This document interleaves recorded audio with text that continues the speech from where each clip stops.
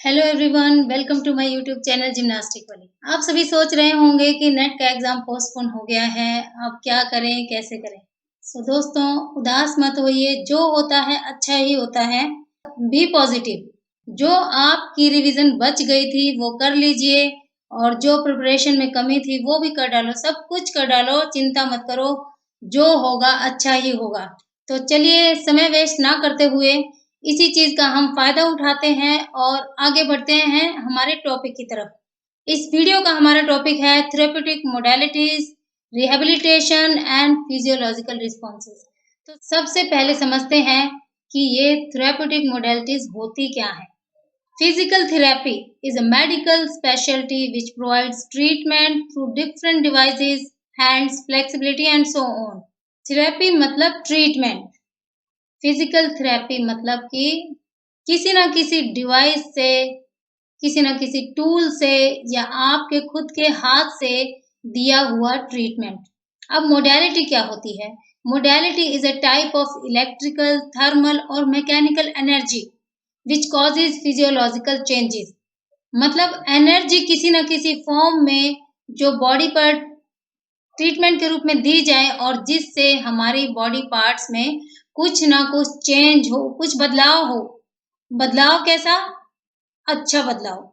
जैसे कुछ इंजरी हो गई है, हम कुछ ना कुछ ट्रीटमेंट देते हैं, तो यानी कि वो अच्छे के लिए देते हैं ताकि वो पर्टिकुलर इंजर्ड पार्ट, वो बॉडी पार्ट हमारा ठीक हो सके। तो चलिए शुरुआत करते हैं। Modalities is of two types, active modalities and passive modalities. Active modalities में देखते हैं, कुछ कुछ के नाम मैंने यहाँ पर मेंशन कर रखे हैं, जैसे muscle strengthening, progressive resistive exercise, gait training etcetera. And passive की बात करें तो these are ultrasound, electrical stimulation, cryotherapy, HVGS, therapeutic heat, passive assisted exercise, traction, massage, diathermy, ultrasound etcetera. HVGS क्या चीज है? इसकी फुल फॉर्म है हाई वोल्टेज गैल्वेनिक स्टिमुलेशन। इसमें देखिए वोल्टेज यानी कि करंट से रिलेटेड कोई ट्रीटमेंट दिया जाता है।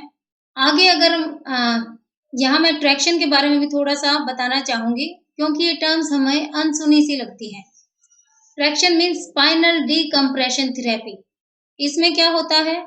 टू स्ट्रेच द स्पाइन, ताकि पेन रिड्यूस किया जा सके, उसको ट्रीट किया जा सके। एंड डायथर्मी में क्या होता है? High frequency electric current use किए जाते हैं।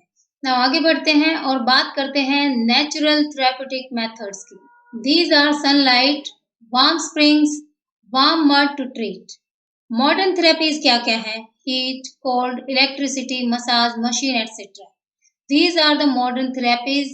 With the help of these, we treat patient. We treat the injured part. कुछ थेरेपीज का जो हमने जिक्र किया उनके बारे में थोड़ा थोड़ा जान लेते हैं। सबसे पहले हीट थेरेपी। थेरेपी को हाइपरथर्मिया भी बोलते हैं। थर्मिया मीन्स टेम्परेचर और हाइपर मीन्स ज्यादा। तो इसका पर्पस क्या होता है? पेन को कम करना, रिड्यूस पेन। और ये ट्रीटमेंट का मतलब प्रोसीजर क्या है या इंटरनल कैसे बॉडी को बेनिफिट होता है। Heat increases tissue temperature by producing blood vessel dilation. यानी जो हमारी ब्लड वेसल्स हैं वो डायलेट हो जाती है, यानी कि फैल जाती हैं। और जो हीट टेम्परेचर यहाँ पर दिया जाता है, with the help of that temperature blood vessels dilate हो जाती हैं, और जिसकी वजह से उस पर्टिकुलर पार्ट की तरफ ब्लड ज्यादा फ्लो होता है, और जिसकी वजह से डिक्रीज ऑडिमा यानी कि स्वेलिंग कम हो जाती है, एंड पेन रिलीफ। मेथड्स, कौन कौन से तरीके हैं जिनसे हीट थेरेपी का यूज किया जा सकता है, जिनसे हीट थेरेपी दी जाती है? Heat pack, warm water, warm wax, hot paraffin, hot air, infrared lamp, heat pads, diathermy etcetera. Diathermy के बारे में मैंने बताया था। यहाँ पर जो अनसुनी टर्म है दैट इज हॉट पैराफिन। वो क्या होता है? It's a kind of deep heat therapy and oil based wax होता है, यानी जो वैक्स है जैसे मोम टाइप, वो ऑयल की तरह मेल्टेड फॉर्म में होता है। Now next comes cold therapy. इसको क्रायोथेरेपी के नाम से भी जानते हैं, हाइपोथर्मिया के नाम से भी जानते हैं। Thermia means temperature and hypo means कम, यानी cold therapy, cryotherapy and hypothermia, तीनों नाम से कोई भी ट्रीटमेंट आ जाए तो आपको उसमें कोल्ड थेरेपी के बारे में लिखना है। इसका पर्पस क्या है? रिड्यूस इन्फ्लामेशन यानी कि स्वेलिंग को कम करना। How? Reduce temperature will suppress firing the nerve. जो नर्व्स हमारी एक्शन करने वाली हैं उनके एक्शन को सप्रेस कर देता है और टेम्परेचर वहां पर कम कर देता है। Reduce muscle spasm along with anaesthetic effect, और बेहोशी जैसा एक ट्रीटमेंट महसूस होता है इसकी वजह से। Reduce blood flow and ease pain. Method क्या क्या है, कौन कौन से तरीके हैं जिनसे कोल्ड थेरेपी दी जाती है? Cold water bath and ice packs. Sometimes I PACS जो है मसाज के साथ भी दिए जाते हैं। अब इसमें केयर क्या करनी चाहिए? 15 मिनट से ज्यादा कंटिन्यूअसली अप्लाई नहीं करना है, नहीं तो क्या होगा, स्किन डैमेज हो सकती है और फ्रोस्ट बाइट का भी चांसेस होता है। फ्रोस्ट बाइट तो चलो बहुत ज्यादा ही एक्सट्रीम कोल्ड टेम्परेचर में होता है, लेकिन यहाँ अगर फ्रोस्ट बाइट नहीं हुआ तो एटलीस्ट स्किन डैमेज तो हो जाएगी कंटिन्यूअस एप्लीकेशन से, इसलिए अवॉइड करना चाहिए। अगली थेरेपी हमारी है अल्ट्रासाउंड और इसके शॉर्ट नाम है यूएस। अरे भाई यूएस मत पहुंच जाना, यहीं पर रहिए और आगे अपनी स्टडीज कंटिन्यू करिए। इसका पर्पस क्या है? Help to repair tissue after injuries. Injuries में भी sprain, strain, tendinitis, bruising, open wounds, etc. Decrease soft tissue contracture during surgical process और injury and decrease pain। देखिए ऑलमोस्ट सभी जो थेरेप्यूटिक मोडेलिटीज हैं उनका मेन पर्पस क्या होता है? स्वेलिंग कम करना और पेन कम करना। हाउ? यूएस वेव्स यानी ultrasound waves bring vibration of the tissues, increases temperature with in and transfer energy into tissues. यानी वाइब्रेशन दी जाती हैं जिससे टिश्यूज के अंदर का टेम्परेचर बढ़ जाता है और एनर्जी ट्रांसफर होती है टिश्यूज में, उससे रिलीफ मिलता है। मेथड कौन कौन से हैं? फोनोफोरेसिस, फोन से रिलेटेड हम बात करते हैं ना, फोन पे, फोन से रिलेटेड टू साउंड, याद रखना आप, फोन मतलब साउंड होना, तो साउंड वेव्स एंड मेडिकेशन का भी यूज किया जाता है। Drug in the form of cream यहाँ पर यूज की जाती है। केयर और प्रिकॉशन क्या लेना है हमें? User face must not touched by the operator, बहुत सावधान रहना है।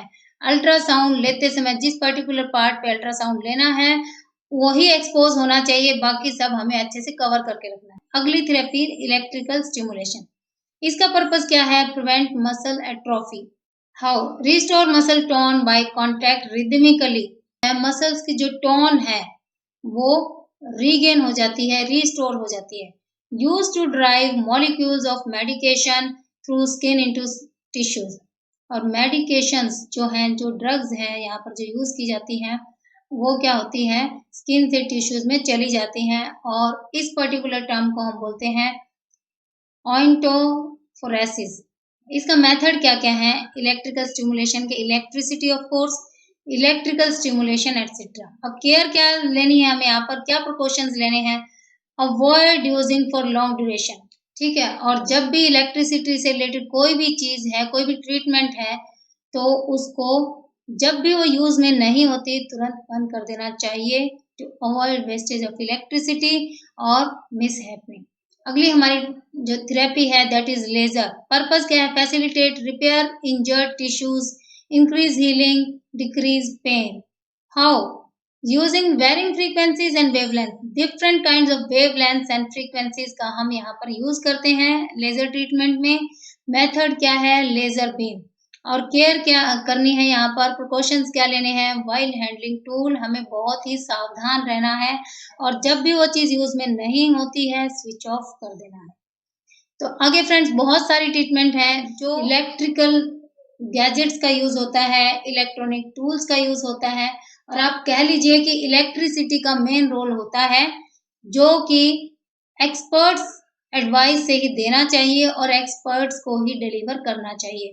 टेंस, TNS मतलब transcutaneous electrical nerve stimulation, then EMS electrical muscle stimulator, IFC interferential current therapy और इसको ICT के नाम से भी जानते हैं। H वेव यानी high wave therapy, acuscope, microcurrent, neuromuscular stimulation etcetera. High wave therapy जो है it is very beneficial. 30 to 60 minutes का जो सेशन है that is enough for long relief you can say. तो इनके बारे में हम डिटेल में नहीं पढ़ेंगे क्योंकि हमने डिस्कस कर लिया है कि इसमें ज़्यादातर इलेक्ट्रिसिटी का ही यूज़ होता है। पर्पस सबका सेम है, पेन रिलीफ करना है और टिश्यू रिपेयर करना है। कैसे दिया जाता है? With the help of electricity, और मेथड्स के नाम हमने अभी डिस्कस कर लिए। तो चलिए आगे बात करते हैं मैकेनिकल मैनिपुलेशन की। मैकेनिकल मैनिपुलेशन में सबसे पहले फॉरमोस्ट जो नाम आता है that is massage. Massage is used to an injured area to increase blood circulation and relief pain. यहाँ पर मैंने नोट लिखा है जो आपको बहुत ही ध्यान से पढ़ना है। Most modalities are applied 2 to 3 times daily to reduce pain or inflammation, help restore movement, flexibility, strengthen the injured part, etc. जब आप ठीक हो जाते हैं then we'll move to rehabilitation. Rehabilitation किस बला का नाम है? This is a kind of treatment you can say. चलिए इसका मतलब समझते हैं। It is derived from the Latin word rehabilitere. Re means again and habitare means make fit. यानी कि जैसे हम पहले थे वैसे ही होना या वैसी ही कंडीशन में वापस आना। किससे पहले? Before injury. हमें इंजरी होने से पहले हमारी जैसी फिटनेस थी, हम जैसे स्ट्रॉन्ग थे वैसे ही आना। इसमें कौन हेल्प करता है? Rehabilitation. When something falls into despair and required to be restored to better condition needs rehabilitation. दूसरी डेफिनेशन जान लेते हैं। It is care that help one to get back, keep or improve abilities. Abilities may be physical, mental, cognitive, whatever it is, which is necessary for daily life. It includes assisting the patient to compensate for deficits that cannot be reversed medically. देखिए दोस्तों, ये बहुत ही अहम point है। Medication से या medically जो चीज रिवर्स नहीं हो सकती है उसको दोबारा से फिट करना, उस बॉडी पार्ट को रीगेन करना, उसकी स्ट्रेंथ को रीगेन करना, यहाँ पर क्या काम आता है? रिहेबिलिटेशन। देखिए हमने थेरेप्यूटिक मोडेलिटीज का यूज कर लिया है। हमारे जो इंजर्ड पार्ट है वो रिपेयर हो गया है या जो भी हमें ट्रीटमेंट लेनी थी वो ले ली है। अब हमारी जो स्ट्रेंथ है, जो हमारी फिटनेस है, वो पहले जैसी करने के लिए हमें किसका सहारा लेना पड़ेगा? रिहेबिलिटेशन। इसका पर्पस क्या है? जैसा कि अभी डेफिनेशन से आपको पता चल ही गया होगा, चलिए फिर भी डिस्कस कर लेते हैं। टू रिस्टोर सम या फिर all capabilities that were lost due to injury, due to illness और डिजीज एक्सेट्रा। मेथड क्या क्या है इसमें? Hydrotherapy, joint mobilisation, mobility aid, range of motion, इसको शॉर्ट में ROM भी कहते हैं, और you can say passive ROM, exercises, spinal manipulation, strengthening exercises, therapeutic exercises, active exercises, assisted standing इसमें आएगा, प्रोलॉन्ग स्टैंडिंग आ जाएगा, रिपीटेड सिट टू स्टैंड आ जाएगा आपका, weight shifting in stand, tail towel to sling walking etcetera. दोस्तों यहाँ पर अगर आपने नोट किया हो तो जो है यहाँ पर एक्सरसाइज लिखी हुई है कि एक्टिव एक्सरसाइज है, पैसिव मतलब एक्सरसाइज है। लेकिन थेरेपीज की अगर हम बात करें तो उनमें जो मेन फोकस था वो हमारा था कोल्ड थेरेपी, हॉट थेरेपी या फिर इलेक्ट्रिसिटी पे। रिहेबिलिटेशन जो है वो हम किसी भी थेरेपी से पहले नहीं दे सकते, बट ये कह सकते हो कि थेरेपी में बी इंक्लूडेड इन रिहेबिलिटेशन। समझ रहे इस बात को? जब रिहेबिलिटेशन जो है थेरेपी के बाद का काम है, लेकिन रिहेबिलिटेशन में हम कोई थेरेपी का यूज कर सकते हैं। मतलब हम स्ट्रेंथ या फिटनेस को रीगेन करने के लिए water therapy, hot therapy, cold therapy का यूज कर सकते हैं। रिहेबिलिटेशन जो है थेरेपी के बाद वाला step. Okay, one important thing, who is physical therapist? A technician who uses modalities, tools, devices to treat or plan exercise program with a patient or needy। देखिए जो ये सारे मोडेलिटीज, टूल्स, डिवाइसेस यूज करता है patient को treat करने के लिए, इंजर्ड बॉडी पार्ट जिसका है उस पर्सन को ट्रीट करने के लिए, तो वो है हमारा फिजिकल थेरेपिस्ट। इस पूरे टॉपिक से रिलेटेड एक तो MCQs हम डिस्कस कर लेते हैं so that we have an idea कि किस टाइप से एग्जाम में क्वेश्चन पूछ सकते हैं। Mark the basic modalities as laid down in physiotherapy hierarchy by using the codes given: cold therapy, nature therapy, heat therapy, electrical therapy, योग therapy and mechanical therapy। Friends यहाँ पर बहुत ध्यान से आपको क्वेश्चन पढ़ना है। laid down the modalities in physiotherapy hierarchy, यानी पहले कौन सा आना चाहिए फिजियोथेरेपी के हिसाब से, बाद में कौन सा। कि हमने पहले रिहेबिलिटेशन दे दिया, इंजर्ड पार्ट है और उसमें हम बाद में इलेक्ट्रिसिटी वाली थेरेपी का यूज करें, दैट इज रॉन्ग। पहले हमें थेरेपी देनी है, उसके बाद रिहेबिलिटेशन पे जाना है, ऐसे ही स्टेप बाय स्टेप हमें ट्रीटमेंट देना है। ये नहीं है कि किसी का बॉडी पार्ट इंजर्ड है और हम वहां पर योग थेरेपी दे रहे हैं, नो। योग थेरेपी का जो यूज है वो रिहेबिलिटेशन में यूज करिए। तो the correct answer is B, यानी सबसे पहले हमें कोल्ड थेरेपी का यूज करना है। देखिए अगर कट नहीं है, कोई ट्विस्ट स्ट्रेन हो गया है या कोई बॉडी में ब्लो हो गया है, नील पड़ गया है, मैक्सिमम जो हमारा इंजरीज में ट्रीटमेंट आएगा दैट इज कोल्ड थेरेपी। सबसे पहले कोल्ड के बाद हम देंगे हीट थेरेपी। हीट थेरेपी के बाद इलेक्ट्रिसिटी यूज कर सकते हैं and later on mechanical therapy, it may be included massage. ठीक है, नेक्स्ट क्वेश्चन है identify the massage techniques used to relax a injured muscle. वो मसाज की टेक्निक जो इंजर्ड बॉडी पार्ट को रिलैक्स कर सके, so as to increase blood circulation and relieve pain by course given. देखिए सबका हमारा एक ही पर्पस होता है, स्वेलिंग कम करना और पेन को कम करना, लेकिन थेरेपीज के तरीके अलग अलग होते हैं। किसी में ब्लड फ्लो को कम किया जाता है हीट वाली, जिनमें ब्लड वेसल्स को डायलेट किया जाता है, जितना हो सके उतना ब्लड फ्लो आगे जाए। यहाँ पर हम बात करें ब्लड सर्कुलेशन ज्यादा हो और पेन कम हो, तो इसमें हमारा आंसर आएगा ऑप्शन ए। यानी सबसे पहले हमें ध्यान देना है नीडिंग, देन रबिंग, उसके बाद हमारा है tapping and cupping. These are the massage techniques. In coming videos में हम मसाज टेक्निक्स के बारे में डिटेल में पढ़ेंगे। आपको बताना चाहूंगी पुलिंग, प्रेसिंग या हीटिंग में क्या होता है, हम प्रेशर देते हैं। ओके, आज की वीडियो के फर्स्ट स्लाइड में अगर आपने ध्यान दिया हो तो मैंने एक फोटो लगाया है दो बच्चों का, they are taking natural therapy. वो एक कीचड़ वाले पानी में घूम रहे हैं, you can say it is mud bath. और लास्ट में जो मैंने लगाया है that is also part of natural therapy.